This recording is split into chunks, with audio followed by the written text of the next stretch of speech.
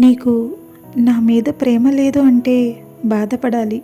అంతేకాని నీకు నా మీద ఉండేది అనుమానం కదూ. నేనొకటి చెప్పనా? ప్రేమ లేని వాడికన్నా అనుమానం ఉన్నవాడితో జీవితాంతం హ్యాపీగా ఉండొచ్చు. ఎందుకో తెలుసా? నేను నిన్ను లవ్ చేసేదానికన్నా నువ్వు నన్ను చాలా అంటే చాలా ఎక్కువగా లవ్ చేస్తున్నావని నాకు తెలుసు. అందుకే ఎప్పుడూ అనుమానిస్తూ నా వెంటే ఉంటావు. ఈ విషయం తెలియక చాలామంది బ్రేకప్ వరకు వెళ్తారు. కానీ బాగా ఆలోచించి నిర్ణయం తీసుకుంటే లైఫ్ లాంగ్ నన్ను మాత్రమే లవ్ చేసేవాడు దొరికాడని అర్థమవుతుంది. చనువు ఉన్నవారే నిన్ను మందగించగలరు.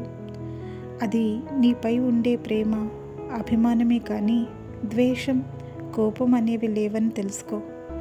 అప్పుడు మీ ఇద్దరి మధ్య బాండింగ్ చాలా బాగుంటుంది. ఆడదాని అంతులేని ప్రేమకి సరితూగే ప్రేమని ఇవ్వడం ఏ మగాడికి సాధ్యం కాదు. కానీ ఒక ఆడదాని అంతులేని ప్రేమని పొందాలంటే మాత్రం మగాడు పెట్టి పుట్టాలి. తోడుగా ఉండగలిగితేనే ప్రేమించాలి. అవసరం కోసమో లేదా ఆనందం కోసమో ప్రేమించకూడదు. ప్రేమిస్తే జీవితాన్ని ఇవ్వగలగాలి, అంతేకాని జ్ఞాపకాలను కాదు.